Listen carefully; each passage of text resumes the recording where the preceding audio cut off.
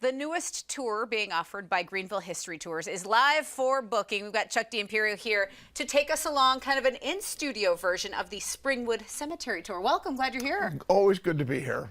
You always find the good stories for people. So as you take them through these tours, first of all, Springwood Cemetery, this is a place where a lot of people want to visit and learn about. Give us the overview why it's interesting. Well, a cemetery is a fascinating place. It isn't for everybody, but it is a fascinating place if you're into history and the local community and all of that. Springwood Cemetery is a phenomenal cemetery. So much can be read there like a book.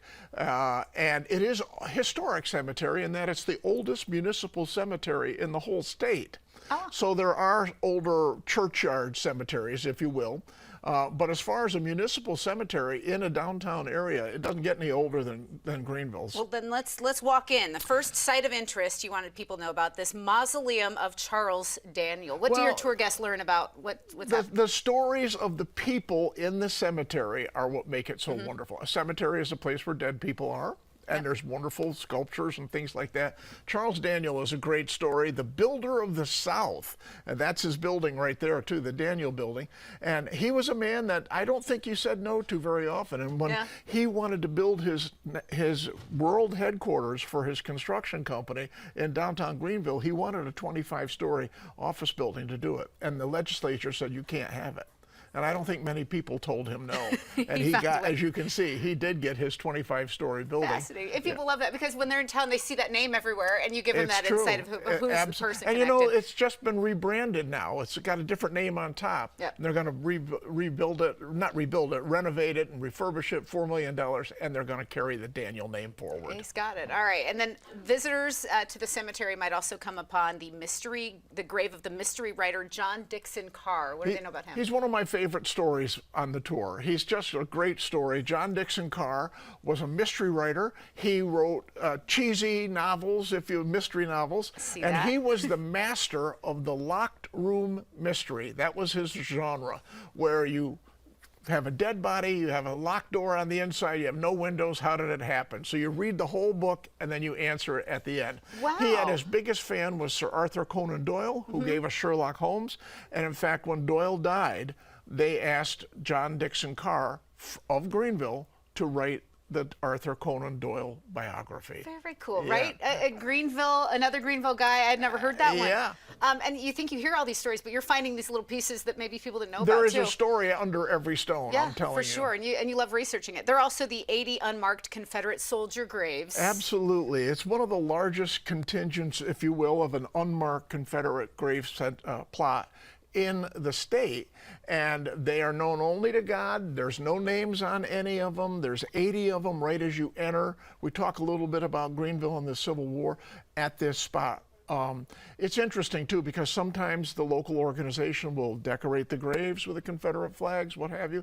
But it's a solemn area when you realize that no one knows who these people are, and yet for eternity they're all together. Wow, right there in the cemetery. Right at the beginning. That's something that really grabs people. You're also exploring the World War I section of the cemetery, including the grave of the seaman Adolf Jensen of Norway. What do we learn there? Well, the thing about that is there's a lot of military graves in Springwood, and they're all great stories. There is a section that's dedicated to World War I.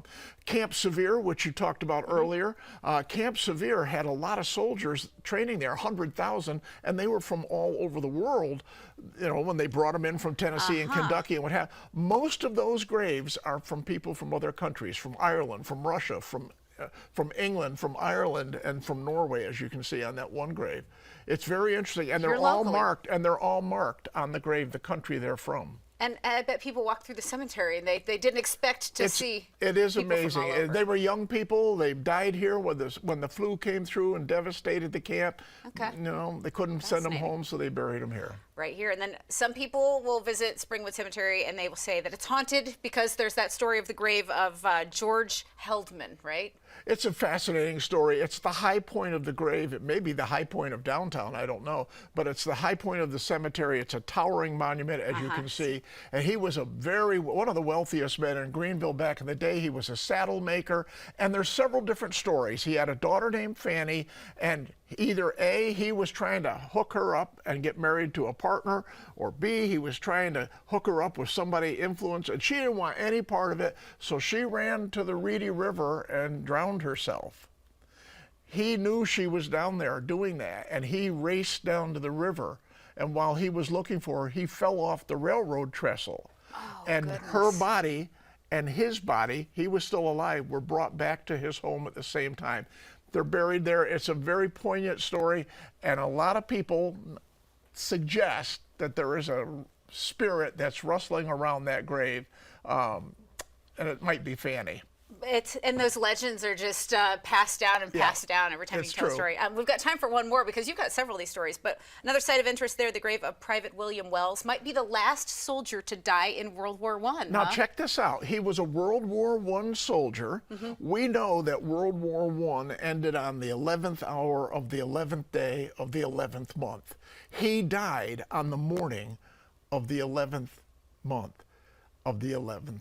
He died on Armistice Day when the armistice was signed. Is he the last soldier to die in the United States of World War I? No, that's been documented. Is he the last one from South Carolina? I don't know if that's possible, but almost certainly. Now, William Wells died hours before the peace treaty was signed in 1918. Oh, right there. And How sad that is when you think about it, you know? Yep, he was so close to being So free and close, being so done. close. The research you put into this, the way you tell stories, I know you love what you do. We want to put information on screen so people can Sure. do this with you in person. Chuck, thank you so much Sure, for that. That yes, was come cool. on a tour. People can book their tours or purchase gift certificates through the website. There's a link on accesscarolina.com for Greenville History Tours.